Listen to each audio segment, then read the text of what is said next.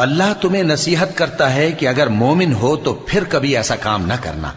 اور اللہ تمہارے سمجھانے کے لیے اپنی آیتیں کھول کھول کر بیان فرماتا ہے، اور اللہ جاننے والا ہے، حکمت والا ہے۔ جو لوگ اس بات کو پسند کرتے ہیں کہ مومنوں میں بے حیائی یعنی تہمت بدکاری کی خبر پھیلے،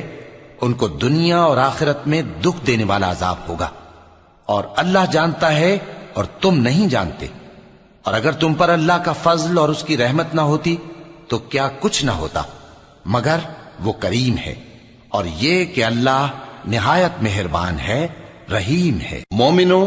شیطان کے قدموں پر نہ چلنا، اور جو شخص شیطان کے قدموں پر چلے گا تو شیطان تو بے حیائی کی باتیں اور برے کام ہی بتائے گا۔ اور اگر تم پر اللہ کا فضل اور اس کی مہربانی نہ ہوتی تو ایک شخص بھی تم میں پاک نہ ہو سکتا، مگر اللہ جس کو چاہتا ہے پاک کر دیتا ہے۔